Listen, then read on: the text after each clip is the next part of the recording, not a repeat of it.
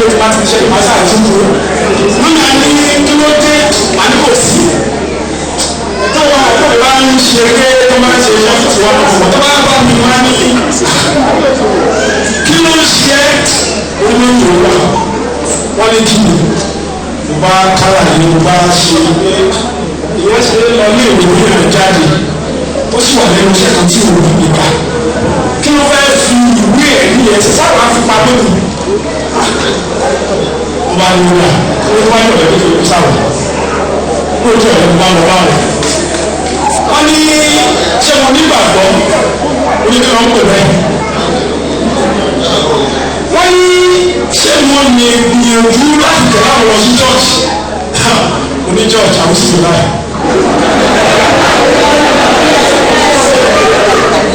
mo ní church ó lè lọ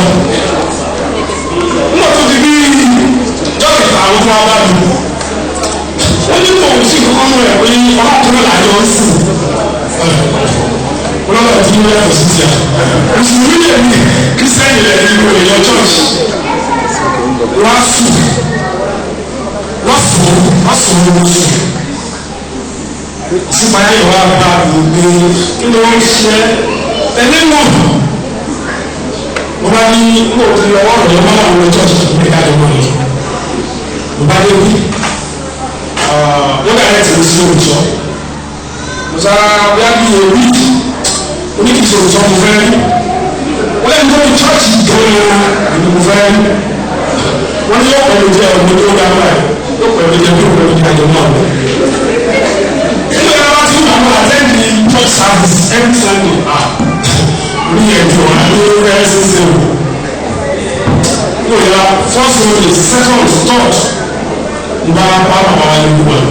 báwo ni ṣe tó máa ń sún ní ọba sún tẹ̀lé wọn bá níwájú wọn wọ́n bá mi sọ̀rọ̀ lórí wa wọ́n ṣe mo nígbà tó mo nígbà tó gẹ́gẹ́ bí ẹsẹ̀ bí mi so láti ìgbà yẹn mo fẹ́ lérò pé within that one year to this time ẹ̀mẹ́jì nínú wíìkì sẹ́ńsàmс ó dẹ̀ ní rísì mo wà tí rísì yẹn mo sọ fún àwọn adé ìgbé ní ilé ìyàtọ̀ church torí pé due to my nature of my job so ababẹ́rẹ́ wọ́n ní kí ni ṣe ní gan kí ni mo need wà ní lẹ́nu iṣẹ́ mo ti gbìyànjú ní 2011 wọ́n ní kí n wá ní January 23 ní Abuja kí n mú original certificate ní wá mo ti sẹ́ẹ̀lì photocopy lọ so January 23 wọ́n ní ká wá ọ̀rọ̀ àti ti wọ́n lè wọ́n láti lọ jọ àwọn ní staff college ní Jos February 29 ìdìbò tó lọ́wọ́ mi mo bá lọ sáré káàkiri báwọn ọ̀gá wa bọ̀ fún wọ́n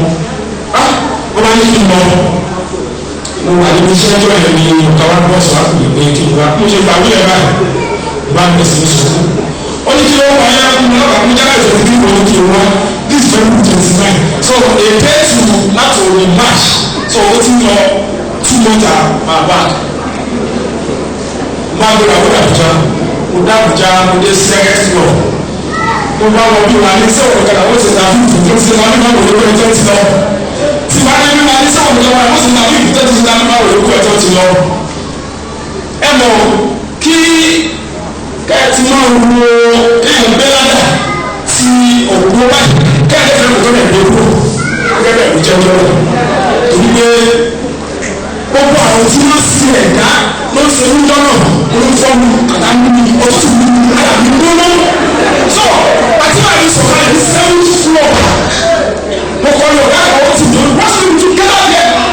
pọ́nmọ́ àti sí slot mo ní àyẹ̀ so wà láwọn ojú ìgbà wọn yẹ kí n lò sí ó ní ọwọ́ ikọ̀ wọ́n sọ ní wọ́n sọ fún mi báyìí sí ó ní kí o ṣe nígbà tí wọ́n gbé àwọn ìlú rẹ̀ lásìkò àlẹ́ mo bá wọn lọ́dún wọn bá wá sí èkó tó lè kú lójú èrò lè jẹun tó o ṣe dé ọsùtù mo láì sí as well 7 days in ọsùtù torí pé nígbà tí mo ti ń pọ̀ sùn láti 2009 yẹn so tó wọ́n 2011 tí wọ́n á invite mi wọ́n á send invitation letter sí mi pé kí n kó bẹ́ẹ̀ ni wá wọ́n ní wọ́n jáde tó pé lẹ́tà lọ́wọ́ mi ní February 29 ṣe pé gẹ́gà sí bí. ẹ bá mi yọ ọdún lọ́wọ́ bí bàbá yẹn wọ́n ti jẹ́wọ́ bà mí yẹn. mi ò ọlọ́run bí mo ṣe wò ó torí pé ẹni tí ò rò mí rí òrí mi rí kò mọ pẹ́rẹ́ǹtì mi rí kò mọ ẹjọ́ sí mi rí ṣùgbọ́n ọ̀tá gbé ohun ó pọ̀ ó tún ti dẹ́kun tí bàbá yẹn wọ àwọn ọmọ láti fẹ́ lọ tó wọ́n ní kí sísá bọ́sẹ̀ kan pè mí pé láàrin márùn-ún alọ̀ ní báyìí màá ti dé ní alọ̀ wọ́n á di alọ́dúnlá ẹ̀ láàrin ẹ̀ 7 o'clock mo sùn mo sí àwọn stress pọ̀ jọ yẹn mo sí mẹ́ta kọ̀ọ̀kan lọ́dọ̀ láti ọ̀dọ̀ rẹ̀ mi òbí ní 30 minutes sí ìbàlẹ̀ lọ máa fi sex sílẹ̀ mo bá sùn mo bá relax bàbá yẹn wọ́n pè mí pé ẹnìkan wọ́n láti àbújá lọ́fẹ́ hand over mọ́tà mi lọ́wọ́ wọ́n pè mí 7 times ó ti lọ. ẹni tí ó bá rántí Sunday service sáwọn àwùjọ yẹn wọ́n ní the topic was who needs help ta ló ní ìrànlọ́wọ́ ìjọ ìwọ́n sọ nínú wáṣọ wọn pé ẹlòmíì oníṣẹ́ẹ̀tì ní aago ẹ̀ lórí ẹ̀ lọ wọ́n sì pé wọ́n ń sọ ẹlòmíì òyìnbó ní òyìnbó máa bá sọ lórí fóònù ẹ̀ tẹ̀lé òtí ẹ̀sìn òyìnbó máa ń pè é kò tiẹ̀ ó rí ìlú rẹ̀ bí rẹ̀ ló gba ìdílé church bàbá bínú wọ́n bínú nígbà wọ́n bínú lójú wọn kò máa ṣubú wọ́n á wù mí báyìí wọ́n ní wọ́n ní kí n máa lọ. àkọ́kọ́ bíi just a month of this time náà ní sọ̀rọ̀ wọn nípa ìlú ìlú ìyàwó bá yẹ sí abala òtítẹ́ bẹ̀ wọ́n nípa ìyàwó tí wọ́n ti tẹ́lẹ̀ kẹ́rù pọ̀ wọ́n tó kọ̀ wá àwọn security men lóye yes wọ́n yẹ kó fọ́ wọ́n ní wait for the person that they have to take them when they reach them and they don't know what to do. bàbá wọlé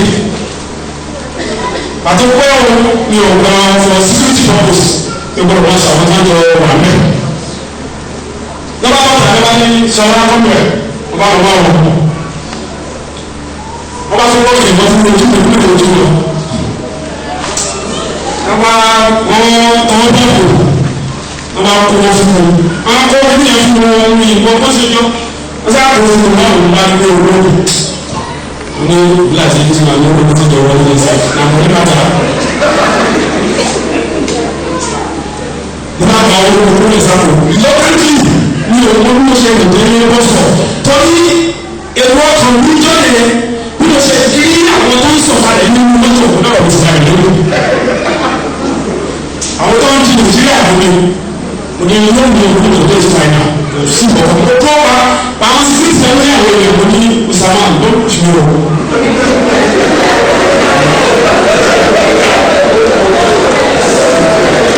so ṣẹ́mu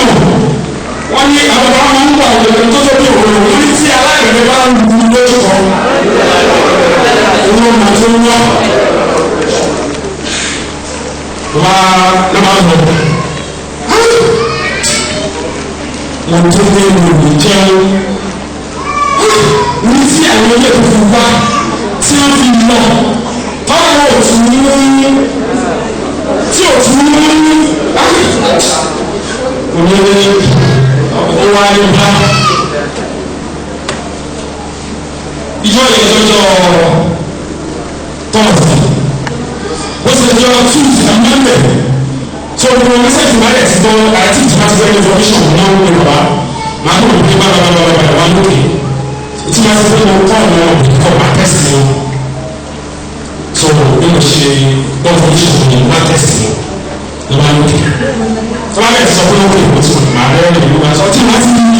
ti bá ìlú orí ẹni sọ̀rọ̀ kó sọ̀rọ̀ bẹ́ẹ̀ lọ wọ́n sì ń lókè máa lókè. information is getting to be maybe between Monday and Thursday. But no, that was on Friday. So we honestly service on Sunday. That was last Monday. So but you want master life for everyone is not going to know everything we are right. So but you want to master life for everyone is not going to be lawyer, bad lawyer. That is a full lawyer. So what's the job? Where is it? Mo tell you, something like the officer. So the message is also sent to me. So I thought that if you for 7 times to pick the call as you are here. What I get to the man to master the message as some higher. I think it's a message to the prayer. So the message is about the boss. I received a contamination message.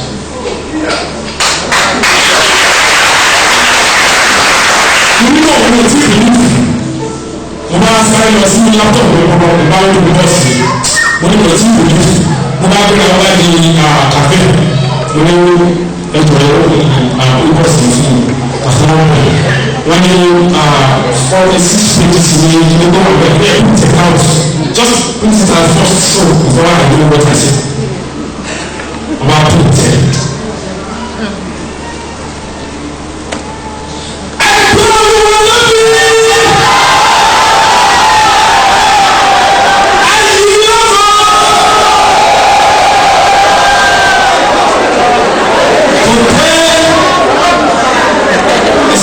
Most happiest day in my life.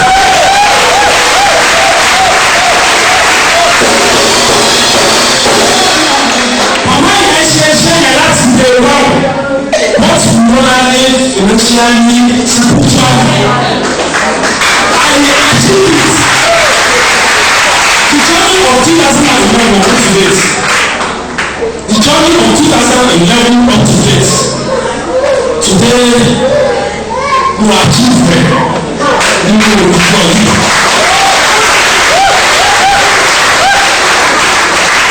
Ìṣúná ní kí wọ́n mọ̀ pé kò ní bá ló sọ fún bàbá ó ṣe ń lọ Friday jẹ́ mábìlá kí sáré lọ sẹ́tù àwọn ìyáálé ń tọ̀. Afẹ́sáyé lọ fún ẹ̀kọ́ kékeré kan. Adé Ìbàdàn mi ò bí mọ́tò trọ́ọ̀kì tó ń lọ ilé Àbújá tó kó ẹrù àwọn Dangote. Ìgbésìn tí mo máa rí o kò ní pé ẹgbẹ́ mọ́tò ló bá yẹn trọ́ọ̀kì tó ń lọ ilé àti mọ́tò.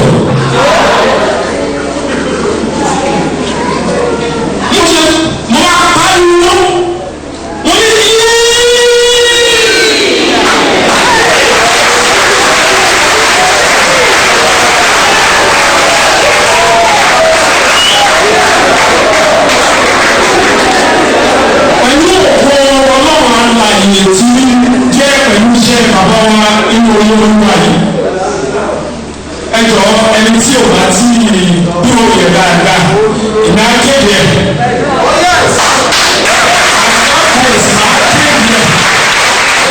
Nígbè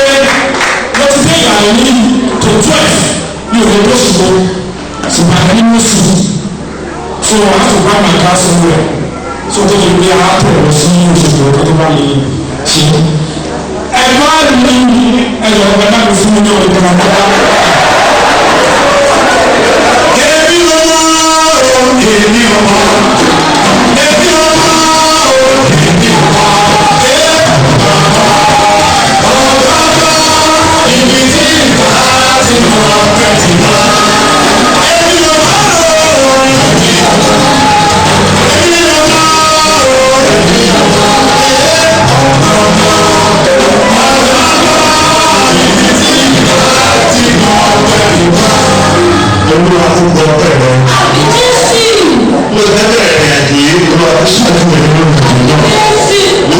orúkọ lọ́nà tó náà àgbà ìsìn ìrìnàjò náà